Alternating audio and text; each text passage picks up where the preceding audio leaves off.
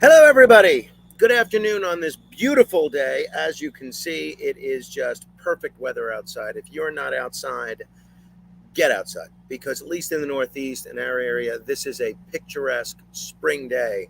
And they say we're going to get a little bit of rain this week. Carmine, as you can see here, is napping, and his mom is going to get her nails done at the store. So I thought this might be an opportunity to have a cigar. This is a cigar that my friend Johnny P gave me yesterday, straight from Paisan Con. He got it from there's our ice cream man Jesse, who was Johnny on the spot yesterday. Um, Paisan Con, I wasn't able to make it, but Johnny P did stop by the ping pong tournament yesterday, and as far as I'm concerned, that was a good invite because he brought me this nice cigar.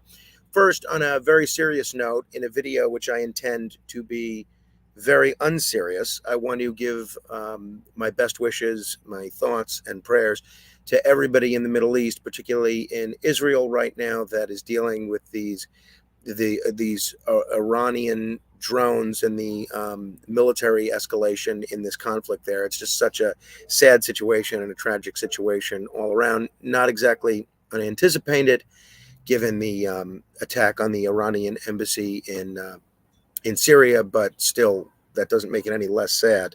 So I'm going to be talking about this a bit tonight, in all likelihood, and probably all this week, with experts from a wide variety of perspectives. So we're keeping an eye on that, and I appreciate everybody's thoughts and prayers for everybody that's affected. All right. Well, yesterday was the big day. Yesterday we had our ping pong tournament.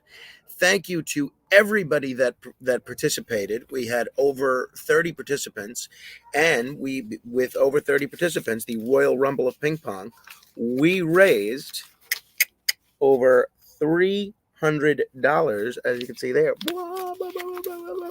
for the charity of the winner's choice. And in this case, the winner was once again, for the second year in a row, Daniel Monroe. He beat out his brother, his own brother, Joe. There you can see Daniel on the right, wearing the Tech baseball shirt, and his brother Joe on the left. He beat him in the finals. A very impressive situation. I've invited all the people that participated in the ping pong match yesterday, the ping pong tournament, to jump on board if they want to share their perspective about what they saw and observed. This is the second year in a row that Daniel won.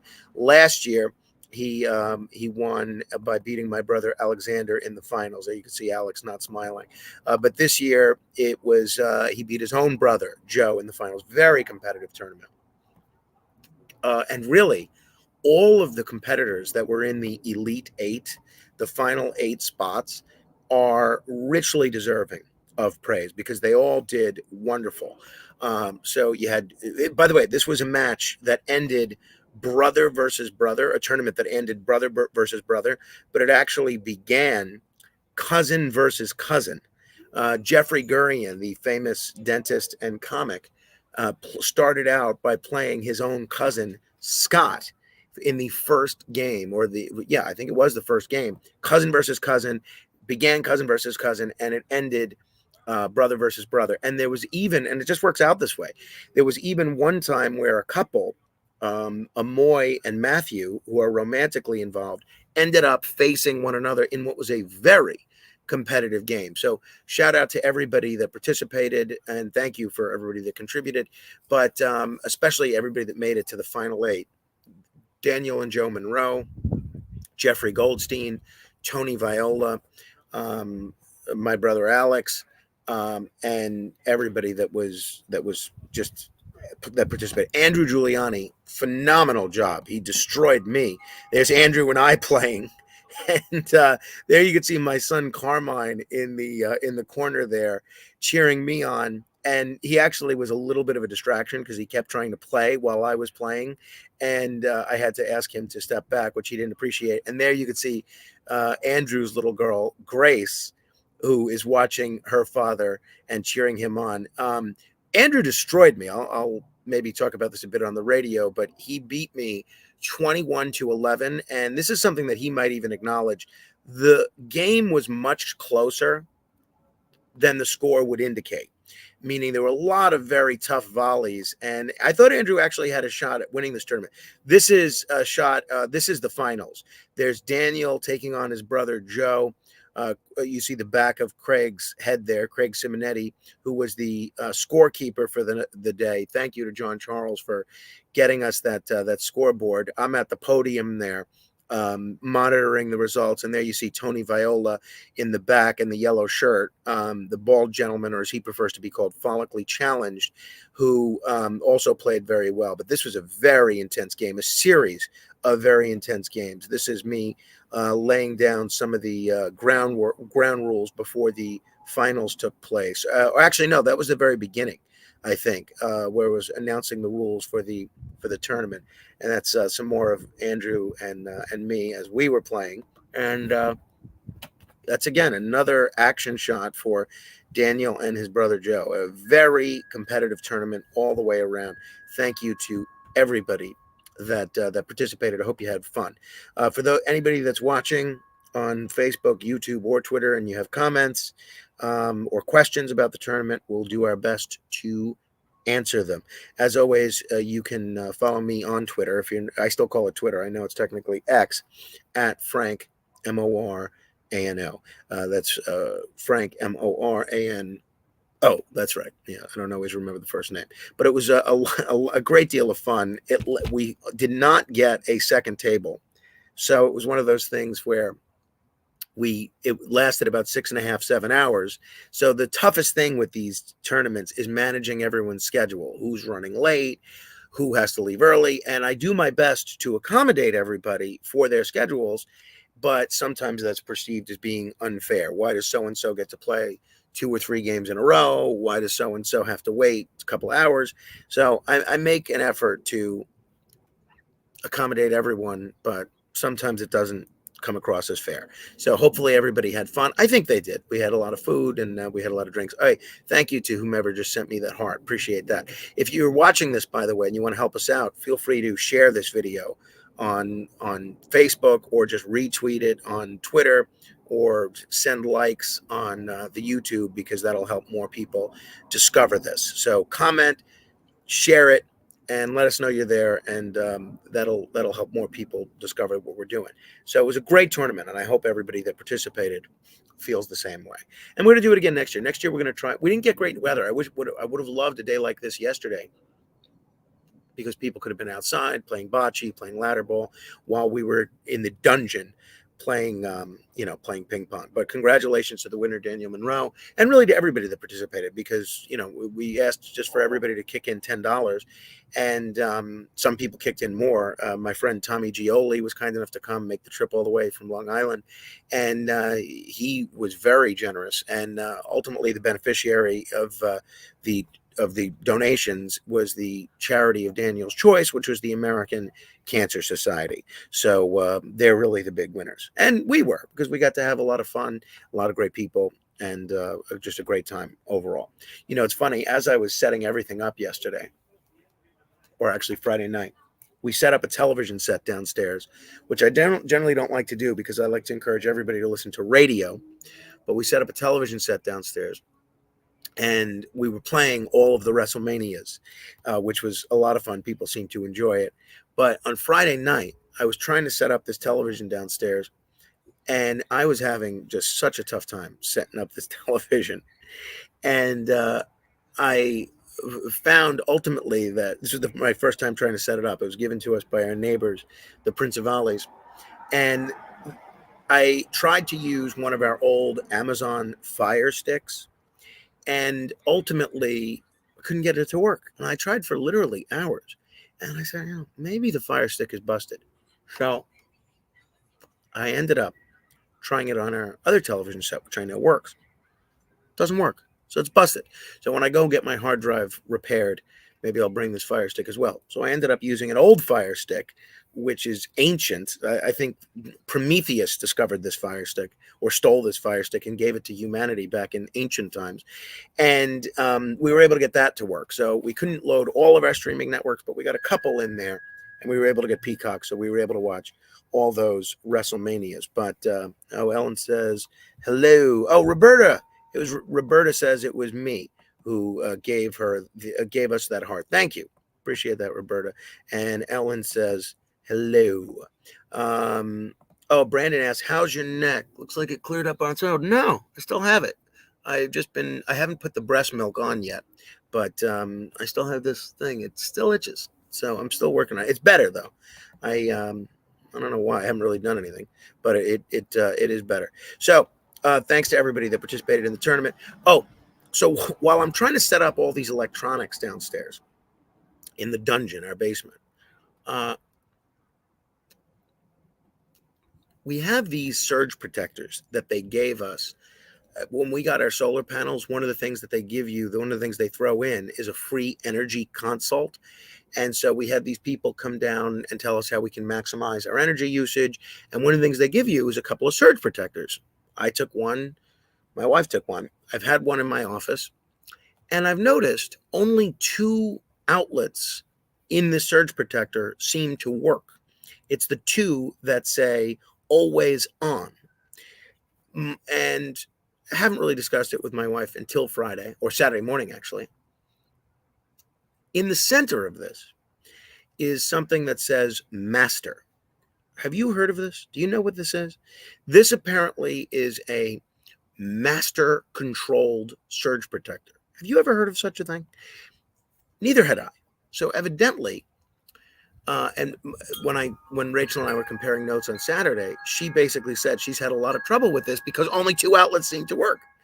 And I was able to figure out after hours of preparing the basement on Friday night and trying to set up television sets and scoreboards and air hockey tables and slot machines and all this stuff, I find that this is something called a master controlled surge protector. The way the master controlled surge protectors work is you have to, in order to get 5 of the outlets to work, you have to have something plugged in to the outlet that says master that is always on, or that's on. So when something is plugged into the thing that says master and it's on, then all of the other outlets that are master controlled are on. Now, I'm sure there's a valid reason for this. I just don't know what it is. I kind of prefer the good old-fashioned surge protectors, which give you 5 or 6 outlets where they all work. But I found this to be absolutely ridiculous. Let me see if I can find a picture of what these master-controlled surge protectors look like, because I thought it was so done. I'm trying to explain it to my wife that I had figured this out, and she or power strip, surge protector or power strip, and she's asking me, what's the point here? See, this is what it looks like. Let me see if I can share my, this is not the exact model we have, but let me see if I can share my screen here. Share screen. Okay. I think I'm sharing my screen now. Okay. Okay. Oh, there we go. So this is a master controlled surge protector. So you have this, you plug it in here where it says master, and then 1, 2, 3, 4, these outlets are only on when something is plugged into this that is also on. Otherwise, only these 2 work. Now, honestly, what's the point? What is the point? I can't figure it out. Now, let me see if I could. Okay, I'm back. I can't figure it out at all. But we ultimately did figure it out, and we were able to have a great tournament. So thank you to the Prince of Valleys for giving us that television set. Makes up for all the parking spots you took up yesterday with all your pavers and construction of your driveway. And it was a great tournament. Let's see what people are commenting about or having questions about. Ellen asked, did you try Aquaphor for your neck? Not yet. We do have some Aquaphor. We use it for some of Carmine's rashes and dry skin. I will try that. She says only use it at night because it's greasy. Well, in my case, only use it during the day since I'm sleeping during the day. So that's that. Ellen says we use surge protectors all the time. So do we, but are the ones you use master controlled? So Cindy says she had the same problem. Yeah, it's annoying. Just give us a good old fashioned surge protector, a good old fashioned power strip where all the outlets actually work. Imagine that. All right. So there's that. The point of the master surge protector is to reduce carbon emissions. Well, but um, why? I mean, I don't understand. What's the point? I mean, wouldn't you just not plug something into there? I mean, I guess not. I don't. I kind of just prefer the old. I mean, if it didn't work for me because I just found an appliance that was already on all the time, like a refrigerator.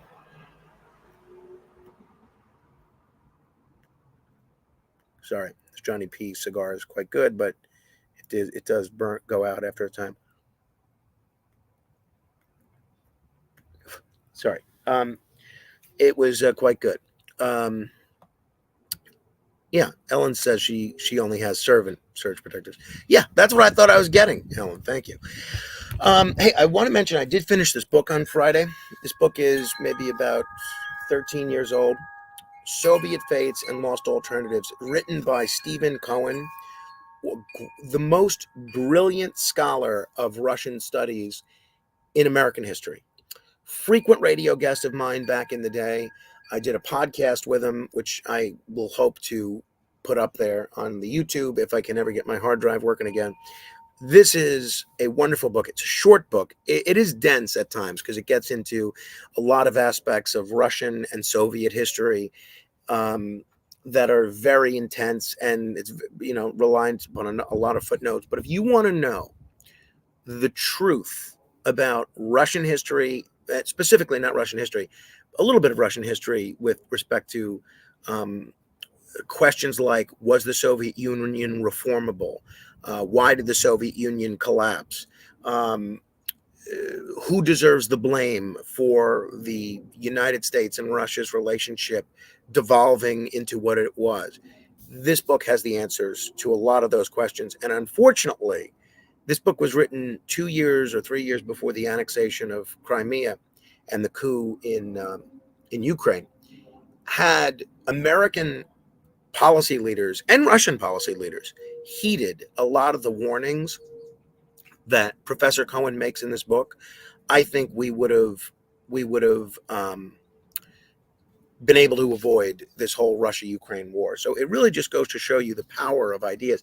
See, Stephen Cohen, um, he's really one of the most consequential scholars of all time. And I won't go on because I know maybe it's a little bit more than people want to deal with in terms of on a Sunday afternoon with a beautiful day like this. But Stephen Cohen's biography of Bukharin, who Stalin had sent to the gulags and ultimately killed for being a political dissident. His biography of Bukharin was so meaningful that it actually persuaded Gorbachev to look at Soviet history anew and move forward with glasnost and perestroika. One man's writings. And it really goes to show you the power of ideas, the power of scholarship, and how a lot of times, sometimes the most important people are not politicians, although in the case of the end of the Cold War, politicians like Reagan, Gorbachev, and George H.W. Bush were incredibly influential and consequential into ending the Cold War, and other politicians like Boris Yeltsin, Bill Clinton, um, Barack Obama, and Vladimir Putin certainly have been really influential in ramping up this new Cold War 2.0. But I really recommend this book, even though it's a little bit dated, if you're interested in learning more about Russian history. I'm just so sad that Professor Cohen has not been alive for the last 3 years for me to interview him, as we've been seeing what's been going on for the last 4 years with Russia, because he's still the first person that I think of when I think of a proper way to approach foreign affairs in Eastern Europe and relations with Russia in general. So there's that. Want to remind you that in addition to checking out our podcast, and you can see the website below to do that, wabcradio.com/Frank, or just go to fmwabc.com. We are encouraging everybody to do what Brandon has done, to do what Ellen has done, and subscribe to become a supporter of mine for 99 cents a month on Facebook. You can go to facebook.com/become supporter/Morano fan. And I think Brandon has some other way that if you're watching on Facebook, you can be a part of the, you can click something else other than go directly to this website that I'm suggesting and be a supporter. So thank you to Ellen. Thank you to Brandon. We have 9 supporters as of now. And once we get to 15, we're going to start doing exclusive subscriber only videos for that. I ran into a friend of mine. I don't want to say who because he's a pretty influential person. And he's one of my supporters with a pseudonym. And he said to me yesterday, he's a close friend. And if he's watching, he's welcome to out himself. But I don't want to, out him. And he said to me, I can't believe that every one of your friends is not subscribing to your page for 99 cents a month. And I said, yeah, I can't believe it either. And then I start telling him, he said, all the things you do for people, everybody should always subscribe. I said, yeah, I agree. And I start telling him all the things that I'm going to start doing for subscribers, special exclusive videos and direct access to me via text message and email and maybe parties and stuff. And my friend, who clearly was not interested in any of this stuff, said, yeah, not interested in any of that. I'd rather just pay. So that was kind of funny. I'll put Brandon's suggestion on how to subscribe. If you want to subscribe now, click overview on the bottom left below the comment box, then scroll down and click the subscribe button. Thank you. Good advice, Brandon. He's got that. He's got that up there so that you can do that. So I'm still Friday night. Rachel went to bed early, so it allowed me hours to finish putting the basement together, to finish that book. Oh, and she also went out with her friend. So I had really, after I put Carmine to bed, the whole evening to myself to catch up on stuff, which I really needed with respect to the ping pong tournament. And then I finished that book. And then I said, let me go to the fishbowl and pick out another book. Now, I had put whenever I finish a book, what I do is I replace it with another book in that subject matter. Now, the book that I had finished before this was a book about wrestling. It was Jim Ross's book, Slobber Knocker. And I said, all right, I'm hopeful to find this J.J. Dillon book, which his nephew was kind enough to send me. I'm going to put in a placeholder of another wrestling book until I can find this J.J. Dillon book. So I put in John Arezzi's book, Mat Memories. John Arezzi's been a great guest on the show before. He's terrific, very knowledgeable. And I ultimately said, all right, I just read a wrestling book. It's probably going to be a while before we ever get to a wrestling book again. So by then I'll have found the J.J. Dillon book. So Friday, sure enough, Murphy's Law, Morano's Law, I go to the fishbowl blindfolded and pick out another book. It ends up being John Arezzi's book. So now I need another wrestling book to replace it. I looked through every single book in this house. I can't find this J.J. Dillon book anywhere. I'm not about to spend $50 to buy it on Amazon.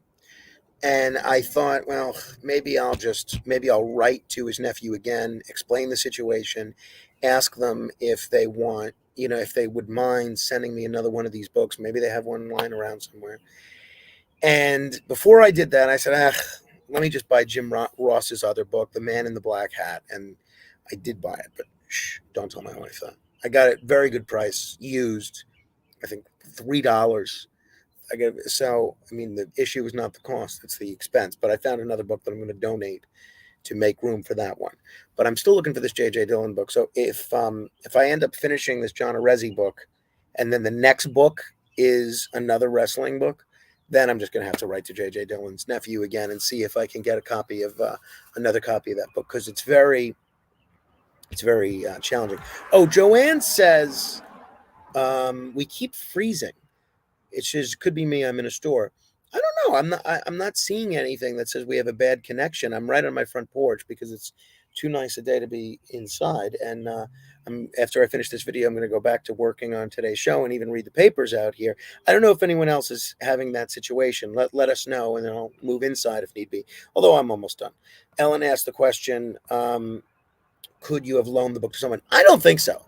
I don't think so. I mean, our old babysitter, Lorraine, who's a good friend, and she might be watching this as well, who watched Carmine before he was in school. I had always told her, if you ever want to borrow any of these books, feel free, just bring them back. And she's great. She always does bring them back. I can't imagine. I don't think she's interested in pro wrestling. I can't imagine she would have borrowed this J.J. Dillon book. It's one of those books because I thought maybe it would be somebody that I would interview that I think maybe I had loose on my desk or something, or near my desk. The only thing is maybe Rachel donated it, or maybe I put it in a stack of donated books the last time we culled the book hoard. I don't know. Brandon asks, it isn't stashed at your mom's? I don't think so, Brandon. I'll look the next time I'm over there, but I don't think so, because I never brought it over there because I was never reading it. The only time I would have brought it over there is if I was reading it. Stacy says, "Happy Sunday," checking in from Twitter. Yes, thank you. So that's it. I'm just gonna have to bite the bullet and plead stupidity, which, for anybody that knows me, is not a tough thing for me to plead. So that's that. Hey, I got great feedback, as I mentioned, to Friday's program. Not only the Ask Frank Anything, which apparently a lot of people thought I was a little too surly, including my wife, which she rarely says that I'm surly, with some of the questioners. I'm sorry if that's the case. If I was curt with you when you called in, it's really only because I'm up against the clock and I'm trying to get as many questions in that hour as possible. So if I was rude to anybody, if I was rude to you, I'm sorry. But if I was rude to anyone else, my apologies. But I got a lot of great feedback on the interview with Celia Farber, Barry Farber's daughter, and she had some great insights into O.J. Simpson and her experiences with O.J. If you notice, I said very little during that interview, and to me, that's the mark of a great interview, where I don't have to say anything. She just says it all. So feel free to listen to that. You can just go to FMWABC if you want to hear Friday's show. And then in the fourth hour, if you didn't hear the whole thing, I played some highlights of my interview with F. Lee Bailey before he passed away, obviously. So I thought that was interesting. So please check that out. Now, as far as tonight's show goes, I'm trying to figure out, I have some stuff booked. I'm not sure. I was planning to do a debate, because tomorrow is tax day, on tax day. And the gentleman who supports a national sales tax replacing the income tax, specifically the fares tax. Oh, there's the New York City flag. I told him he could come on tax day, and maybe we'd have a debate, either him and me, or I'll get someone else. I mean, I have to find someone else that's able to debate the conversion to a fair tax. But I may rejig things a little bit with what's going on with Israel and Iran. Not sure, because I'm sure a lot of the other hosts today, between now and when I'm on, are going to be spending a lot of time on that, and maybe people will be ready for a discussion about tax day. So I'm not sure how to handle that, and I'm going to be doing a lot of Middle East stuff all week, as we did last week. I got a nice compliment. I think it was from Robert Rossi, who's in Cape May this weekend. I think this is one of maybe his first or second trip to Cape May this weekend since his wife passed away. He's a former listener of the week, a great guy. And he and his wife used to go to Cape May all the time, and together, like my wife and I do, which is why it really hit home to me. And his wife unfortunately passed away, and maybe about a year ago. And I think this is the second time that he's been out there since his wife passed away. But he said, I really appreciate you having two different perspectives on the Israel question, having Ben Burgess on. And honestly, I tried to ask Ben Burgess very challenging questions, including a couple of questions that Ellen had suggested. I mean, people may think that I don't do this because of some of the people that I have on, but I really do try to ask people the most challenging questions that I can think of. If there's a challenging question that has not been asked of a guest, it's either because I haven't thought of it or because of the constraints of time. So I got great feedback from Bob Rossi on having Ben Burgess on Wednesday night, Wednesday night, Wednesday morning, and then having Batia Ungar Sargon on Thursday morning, both giving very different perspectives on the Israel question. And I think, I tried to ask Batia challenging questions as well. And it's so funny that people who ostensibly listen to me, you would think, kind of they know what I'm up to. But sure enough, I had Ben Burgess on Wednesday, and I got a whole bunch of emails from people say, "Oh, I can't believe what this guy is saying. I'm turning you off. I'm not going to listen." Okay. Then I have Batia on, and then I hear from a whole different group of people that differs from Batia on the Israel question. And they said, "Oh, I'm so disgusted that you would have this Zionist warmonger on." And meanwhile, I asked her challenging questions, and I thought she handled them well. But I want to say to these people, I mean, clearly, this is a show where we have a lot of different perspectives and opinions on. So if that's the kind of show you're into, please tune in every weekday morning from 1 a.m. to 5 a.m. And hopefully we'll be able to continue to do that. So that's that. All right. In terms of, Brandon the Younger says hi. Brandon the Younger is a terrific guy. And I got to meet Brandon when we had the appearance at the Woodbridge Jewelry Exchange, which was a lot of fun. Brandon says, "You didn't sound surly, you sounded hyper." I don't know. I am hyper. Friday morning, I got a lot of energy, and I had gotten 8 hours sleep on Thursday day for Friday's show. So that was the first show last week that I had 8 hours sleep. So there's that. Ellen says the 2 interviews were very good on Friday. Well, or last week. Thank you. I appreciate that. All right. Unless anybody has any specific questions they want me to address, you can ask them. Otherwise, I'm probably going to log off, continue going through the papers, and try and get some work done for tonight. Also, there's a lot of cleanup that still needs to be done. My wife did the bulk of the cleanup after the party. She cleaned up for about 2 hours. So she was a real trooper yesterday. So I'm going to be on my best behavior. Oh, there's the New York City flag again. I'm going to be on my best behavior this week, that's for sure. Thank you once more to everybody that participated in the ping pong tournament, but especially to our champion. And this championship, the ping pong Frank Morano Invitational Championship, has, I think, even more meaning than this faux championship that Muhammad Ali's widow apparently gave The Rock. And she didn't commission that. She didn't make that. It was all part of a routine from WWE, whatever. But congratulations once again to Daniel Monroe and to his brother Joe, who made the finals. It's a residential street. People speed by, and that was a mail truck. United States Postal Service, who I defend like crazy, speeding by. Why are they speeding by on a residential street? Never understood it. So congratulations to everybody that participated. Thank you to everybody that played, and to anybody that had to wait around too much. I am sorry. I hope you still managed to have fun, meet some interesting people.